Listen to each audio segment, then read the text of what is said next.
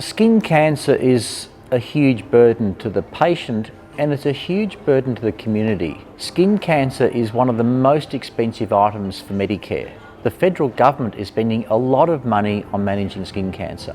There's a lot of skin cancers out there. We can't change that part as easily as quickly, but if we can decrease the cost of managing a skin cancer per person, that's a huge, significant, relevant change that can be helping Australia overall, not just the patients.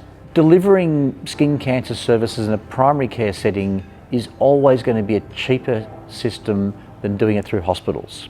One factor is the cost, that we're saving the patient a lot of money and we're saving the community a lot of money by managing skin cancers in a primary care setting.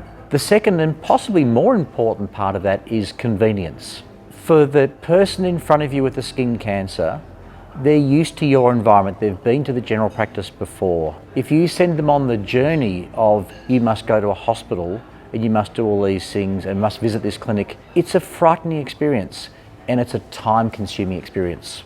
They have to work out where they're going, how to park there, find the clinic, wait at the relevant areas, get lost a few times in the process. It's a lot of time taken up for the patient.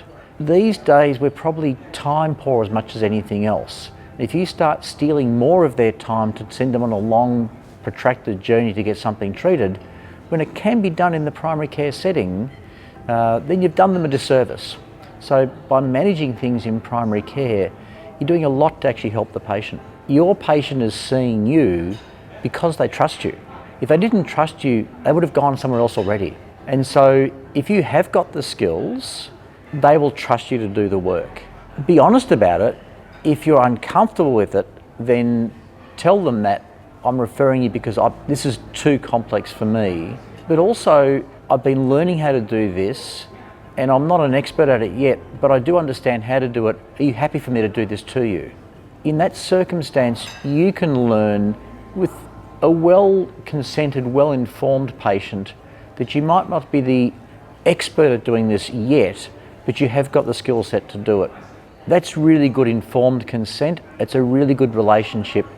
And for the patient who already trusts you, you're going to do the right thing for them and it's a better outcome for them because they feel more comfortable in that entire environment.